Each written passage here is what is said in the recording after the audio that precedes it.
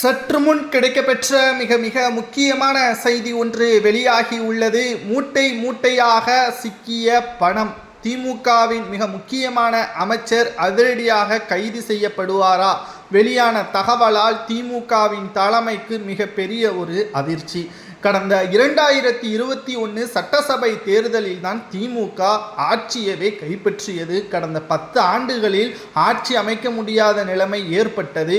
சரி, ஆட்சிக்கு வந்த பிறகாவது மக்களுக்கு நல்லது செய்வார்கள். 10 ஆண்டுகள் ஆட்சி செய்யவில்லை, மக்கள் வெறுத்துவிடக்கூடாது என்பதற்காக ஆட்சி செய்வார்கள் என்று பார்த்தால், கோபாலபுரத்தின் சொத்துக்களையும் திமுகவின் அமைச்சர்களது சொத்துக்களையும் தான் அதிகரித்திருக்கிறார்களே தவிர மக்களை வறுமையில் வாடிவிட்டார்கள். குறிப்பாக அரசு வேலை வாங்கி தர வேண்டும் என்றால் 35 லட்சம் என்று சுமார் 888 கோடி வரை திமுகவின் மிக முக்கியமான அமைச்சர் KN நேரு அவர்கள் லஞ்சமாக பெற்றுள்ளார் என்று தமிழக முன்னாள் பாஜக தலைவர் அண்ணாமலை அவர்கள் ஆதாரத்துடன் வெளியிட்டுள்ளார். அமலாக்கத்துறை அதிகாரிகளிடம் விசாரணை தற்பொழுது மேற்கொள்வதற்கும் அமலாக்கத்துறை அதிகாரிகள் KN நேரு அவர்களுக்கு நோட்டீஸும் அனுப்பப்பட்டுள்ளது.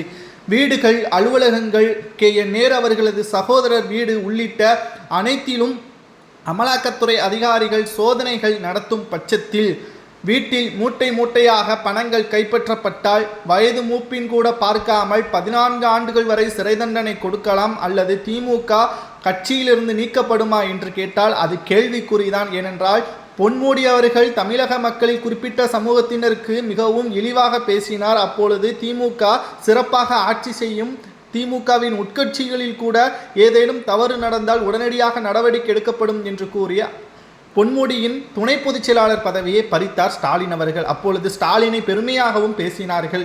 நாம் ஏற்கனவே கூறியிருந்தோம், இது மக்கள் மறந்த பிறகு மீண்டும் அவருக்கே அந்த பதவி வழங்கப்படும் என்று அப்பொழுதே நாம் கூறியிருந்தோம். சொன்னபடியே 6 மாதங்களுக்கு பிறகு துணை பொதுச் செயலாளராக பொன்முடி அவர்கள் நியமிக்கப்பட்டுள்ளார். இதுதான் திமுக.